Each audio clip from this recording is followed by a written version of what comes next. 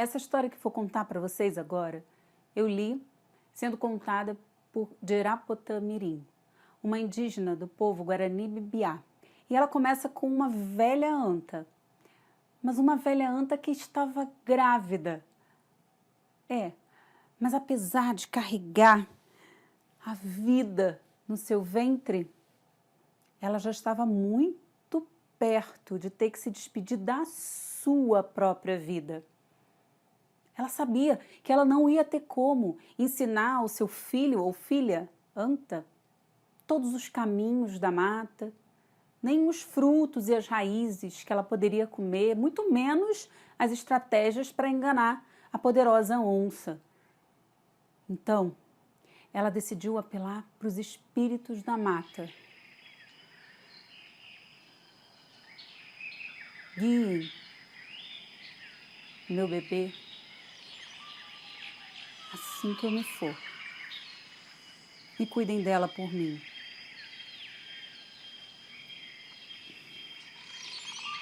E a vida foi crescendo no ventre de Mboré. Esse era o nome da velha anta. Mas chegou a hora do parto. E deu tudo certo com o bebê. Na verdade, com a bebê anta. Era uma menina bela e forte. Mas assim que ela abriu os olhos e foi olhar para a mãe, tudo que ela viu foi o corpo de Mboré no chão, já sem vida. Mas ela tinha esperança de que a mãe, a qualquer momento, ia se levantar e ia vir acolhê-la junto ao seu corpo, dar de mamar. E ela esperou. Esperou.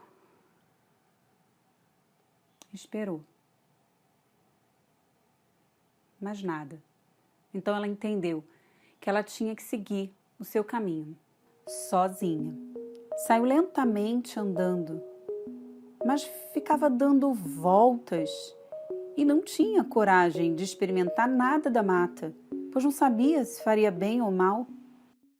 E nesse caminhar, alguma coisa caiu nas costas dela e começou a dar uma coceira, mas ela seguiu em frente, continuou caminhando. Ela parou de andar em círculos e de repente ela avistou, na beira da cachoeira. Estava lá, era um pequeno ser, menor do que ela mesma. E como estava com muita sede, ela se aproximou da água e pôde ouvir que aquele bicho estava chorando. E chorava. Ei, quem é você? E por que está chorando? Eu sou o Jabuti. Eu estou chorando porque eu acabei de perder a minha mãe. Eu estou muito só, não sei nem para onde ir. Ah, é isso? Olha, tá tudo bem. Eu também acabei de perder minha mãe. Eu perdi ela logo que eu nasci. Olha, eu sou uma anta e eu também estou perdida, tentando aprender como que eu vou viver aqui nessa mata. É mesmo? E por que você está se contorcendo toda? Você está com dor? Eu posso te ajudar? Não, não é dor, mas é uma coceira que eu não sei por que começou. Ah, já sei. Então venha beber água, deite-se aqui perto de mim enquanto eu tento te ajudar, tá bom? A anta nem pensou duas vezes, ela foi se chegando e ficou ali deitada enquanto o jabuti olhava, procurava pelo seu couro. O que estava dando aquela coceira? Já sei! Tá aqui. Tem um monte de bichinho muito pequeno aqui, sugando seu sangue. Olha, as minhas unhas ainda são bem fraquinhas, mas se você quiser eu posso tentar tirar para você. É só você ter um pouco de paciência. Ah, mas é claro! Você pode fazer isso para mim, seu jabuti? Pode tirar à vontade, no seu tempo. E o jabuti foi tirando, bichinho por bichinho ele foi. Devagarinho, como é o tempo do jabuti, claro. Até que A anta cochilou. Consegui! Ela acordou num susto com um glorioso grito do jabuti. Consegui! Tirei tudo! Agora podemos seguir caminho. E foi ali, um ajudando o outro, que eles se decidiram ir andando. E foram caminhando, lado a lado. E como a anta estava se queixando de muita fome, o jabuti sugeriu que ela fosse na frente e procurasse pelas frutas caídas que os pássaros comem. A anta foi e voltou com a boca cheia de frutas redondas, escuras e suculentas. Eram jabuticabas. Os dois comeram muito e comeram juntos. No fim, se olharam e combinaram que podiam cuidar um do outro dali em diante, já que os dois estavam sós e um tanto perdidos. E foi assim que fizeram. O tempo passou e os dois faziam tudo juntos. Eles brincavam, comiam, dormiam, zelavam um pelo outro. Era como se fossem da mesma família, eles se amavam muito. Mas nem todo mundo estava satisfeito com aquela relação. Eles eram bichos muito diferentes e viviam como se fossem irmãos. Os outros bichos, como as piranhas, as cascavéis, as maritacas e os urubus, começaram a se incomodar e começaram a comentar pela mata adentro. Como pode? Anta e jabuti vivendo juntos, como se fossem irmãos. Que nojo! Ai, mas que coisa! Isso não pode continuar assim. Verdade. A gente tem que fazer alguma coisa para colocar cada um no seu lugar. Mas mesmo com tantos comentários pela mata, a anta e o jabuti continuaram seguindo juntos, unidos e um ajudando o outro, como sempre. Só teve um dia que o jabuti acordou assim um pouco jururu. Aí ele chegou perto da anta e falou: olha, amiga, eu estava pensando uma coisa. Que tal se a gente tivesse um nome? Eu vou te dar um nome. Já sei. Você vai se chamar daqui para frente de Tumbija. Que foi? Você não gostou? Péssima ideia, né? Não, amigo. Eu gostei sim. Adorei esse nome. E eu vou dar um nome para você também. Peraí, você vai se chamar Japuã.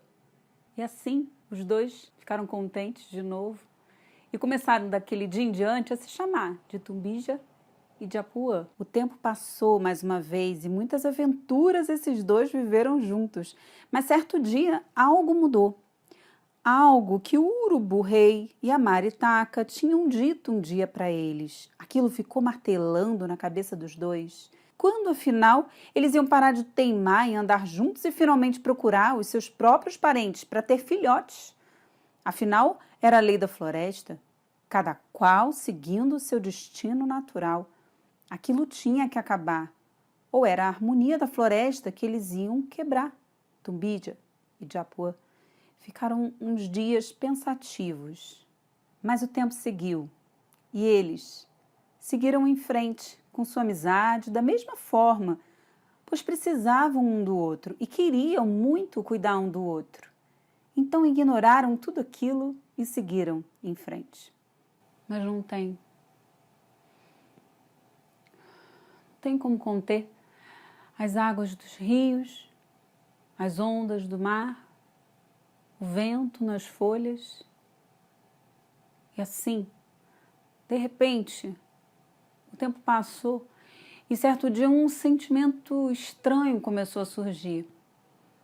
Os dois começaram a sentir um aperto dentro do peito. Eles viam os outros animais com seus filhotes e começaram a se incomodar. E conversaram. Eles conversaram e chegaram à conclusão de que realmente eles poderiam ir atrás dos seus parentes e assim eles poderiam seguir a lei da mata. E cada um ter sua família, mas eles não deixariam nunca de ser amigos. Só cada um viveria com seu grupo. E assim eles fizeram. Foram caminhando, caminhando. E o primeiro a se apresentar aos parentes foi Japuã. Porque eles encontraram logo um grupo de jabutis e chegaram perto e ele foi se apresentando. Oi, eu sou de Apuã. Eu posso fazer parte desse grupo? Ah, mas elas não receberam nada bem ele. Foram logo dizendo, ih, volta lá para aquela sua amiga esquisita, aquela anta. O Japuá ficou muito arrasado e voltou para a amiga. A amiga nem sabia como consolá-lo, mas foi quando eles de repente avistaram um grupo de antas. Então foi a vez de Tumbídia. Ela falou, calma, vai dar tudo certo. Eu vou lá. E ela foi. Mas a mesma coisa aconteceu. Não receberam nada bem ela. Enxotaram ela, na verdade. Então os dois se viram de novo sozinhos, mas juntos. E resolveram então que não iam mais tentar encontrar seus parentes, que iam viver daquele jeito mesmo, juntos. Um cuidando do outro era o suficiente, eles estavam felizes. E seguiram, nunca mais eles tocaram naquele assunto de filhote, família. Seguiram do jeito que eles estavam, como amigos. Mas no fundo, lá no fundo, tinha sempre aquela tristeza. Os dois ficaram muito abalados e desistiram da ideia de viver com seus iguais. Os dias foram se arrastando naquele sentimento de tristeza e abandono. Não conseguiam se divertir nem se encantar com mais nada. Até que uma noite, Japuã teve um sonho. Era Nhanderu Rembiguai, o mensageiro do Criador, que chegou e foi enxugando as lágrimas de Japuã e mostrou a ele na água um reflexo de um homem e uma mulher muito belos e formosos. E disse a ele, percorram as 3 montanhas e ao chegar na 3ª montanha, alcancem o ponto mais alto e aguentem ali, juntos, o máximo que puderem, faça chuva ou faça sol. E Japuá acordou e já era de manhã. Então ele chamou Tumbídia e os dois seguiram o caminho rumo às 3 montanhas. Eles passaram então pela 1ª montanha, pela 2ª montanha. E quando a noite caiu, após muitas e muitas horas de caminhada, Tumbídia, com Japuá montado em suas costas, chegou ao topo da 3ª montanha e fizeram o que mandou o mensageiro no sonho.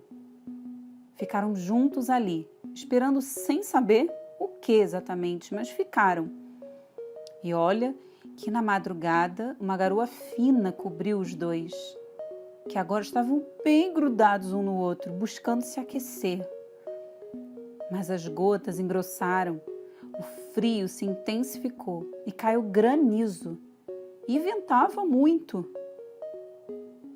Relâmpagos brilharam no céu e trovões assustavam os dois. Tumbídia estava apavorada quando, de repente, do céu caiu um forte raio luminoso sobre eles. Depois veio outro e mais outro, uma sequência de raios. Japuã abriu os olhos devagar e viu na sua frente Tumbídia, mas não a anta. Tumbídia agora era uma linda mulher. E Tumbídia, ao abrir seus olhos, viu Japuã não era mais Jabuti, mas um forte e belo homem. Como no reflexo que o mensageiro havia mostrado no sonho. Os dois se abraçaram e desejaram nunca mais se separar. Dizem que eles desceram a montanha juntos e muito contentes. E quando chegaram lá embaixo, eles encontraram alguns humanos como eles. E foram tão bem recebidos. E passaram a morar ali, numa aldeia. Eles casaram, tiveram filhos, formaram uma bela família. E dizem que viveram unidos e felizes por muito tempo. Até o dia em que Nhanderu chamou eles de volta para sua morada sagrada.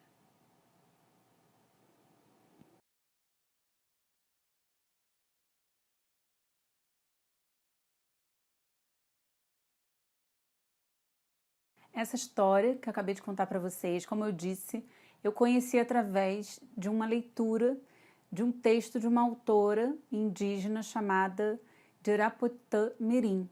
Ela é do povo Guarani-Mbiá. O povo Guarani-Mbiá é um povo muito grande, é uma das maiores populações indígenas do Brasil. Só no Brasil, no censo de 2010, havia aproximadamente 67.500 Guarani em território brasileiro, sendo que eles ainda estão localizados também em alguns outros territórios que ficam nos países vizinhos, como Paraguai, Uruguai, Bolívia, Argentina. No Brasil, eles estão espalhados em algumas regiões, como a região sul e sudeste, em alguns estados, como Mato Grosso do Sul, como Tocantins e Pará. Os Guarani foram divididos historicamente em 3 grupos: o Caiová, o Nhandeva e o Mbiá, que é da Diraputã Mirim. Para os Guarani, os locais onde eles formam seus assentamentos familiares é identificado como Tecoá. E Tecoá é muito mais do que apenas um território. Na verdade, a Tecoá é onde os Guarani podem exercer o seu modo de vida. Então, a Tecoá ela precisa ter minimamente algumas condições para que eles possam vivenciar a sua cultura da forma tradicional. É claro que isso é o ideal. Algumas aldeias não conseguem alcançar e ter os direitos de viver sua cultura inteiramente garantidos. Então, os Guarani se adaptam às situações, às circunstâncias das localidades onde eles conseguiram habitar até hoje. Se a gente for pensar na Tecoá como esse lugar que congrega tudo que é necessário para o modo de viver Guarani, Mbiá, ela teria que ter uma área de mata preservada, que é onde eles vão caçar, onde eles vão pegar também matéria-prima para seu artesanato ou para a construção de casas e outras coisas da sua própria cultura. Precisa também de uma área que seja cultivável, porque eles vivem de agricultura de subsistência, então precisa ter uma terra que seja cultivável e não uma terra já batida, uma terra gasta, uma terra que não produz, que não tem como eles produzirem, que é o que acontece muito em algumas terras demarcadas, em que eles não têm condições de produzir naquela terra porque já está desgastada por outros usos.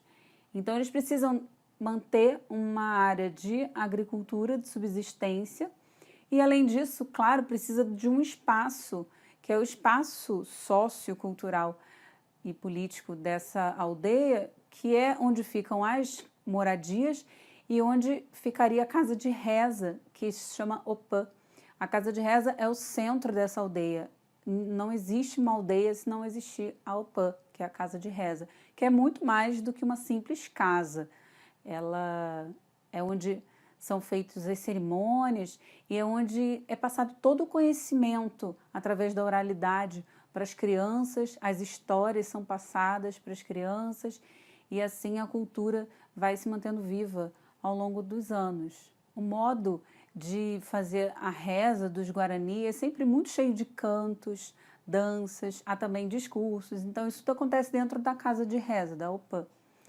E eles têm algumas cerimônias. Uma das cerimônias que é importante é do batismo das crianças, que é quando elas vão receber o nome indígena delas, e esse batismo acontece dentro de uma cerimônia que é a do milho, uma festa feita para o milho, para poder abençoar as sementes de milho que serão plantadas, abençoar a colheita. Então, o milho é um alimento também muito importante para a cultura Guarani-Mbiá. Infelizmente, em algumas aldeias, esse saber as sementes acabaram até se perdendo com os anos, mas há um forte desejo, um forte movimento de recuperar essas sementes nativas de milho e esse saber da plantação, do cultivo e da colheita desse alimento, que é tão importante para eles. E pelos ensinamentos que os Guarani-Mbiá receberam de Nhanderu, eles só podem tirar da terra aquilo que for para o seu sustento, aquilo que for necessário. Então, assim como todos os outros povos originários que a gente for pesquisar, estudar, conhecer, há essa preocupação e essa relação íntima com a terra como mãe, e não uma relação de desgaste, de exploração da terra. Por isso que esse povo, ele, assim como os outros povos indígenas, são tão mal entendidos pelo nosso povo, dos homens brancos, do Juruá, como eles chamam, homens de cabelo na boca, porque eles se referiam assim aos colonizadores que tinham barba. Então nós, Juruá, é que temos uma ganância, um desejo de exploração cada vez maior, de usar as riquezas que a terra tem como nossas, né? E então é uma relação diferente. E os Guarani-Mbiá, por estarem em algumas de suas aldeias muito próximo dos Juruá, que somos nós, do mundo urbano, porque há aldeias em São Paulo, por exemplo, e essas aldeias, então, têm um contato muito próximo e muitos dos Juruá vão entrando na aldeia, né? Muitos valores, muitas questões que a gente costuma fazer, muitos hábitos, sendo que mesmo assim, quando eles entram em contato, ao longo desses anos todos entraram em contato com a nossa cultura de homem branco, isso foi muito importante para que eles, além de perceberem algumas coisas interessantes, sim, e adotarem para si, perceberem o quanto que a sua cultura é rica e importante de ser preservada.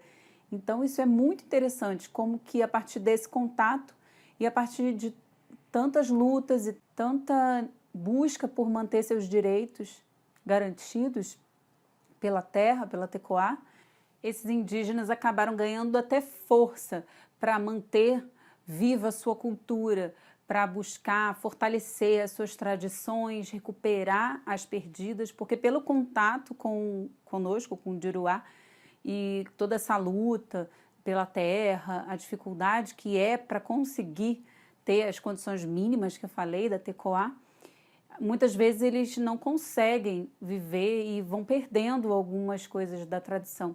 Mas, felizmente, nesse contato eles começam a entender a importância que eles têm para a manutenção do planeta como um todo. Porque quando a gente avalia o modo de vida Guarani, Mbiá, Guarani no seu todo, e eu diria de todos os povos indígenas, a gente vê o quanto de sabedoria eles têm nessa relação íntima com a natureza, de respeito. A gente poderia resolver muitas questões que já estão se apresentando no nosso planeta, e não só no nosso país. Então fica aí a dica para conhecer. Esse é um povo que vive na luta. Eles felizmente vêm ao longo dos anos formando lideranças muito fortes, os jovens engajados nessa preservação da sua cultura. Então é um povo muito bonito de se conhecer, de chegar perto, talvez seja até mais acessível por estarem muitas vezes próximos aos centros urbanos.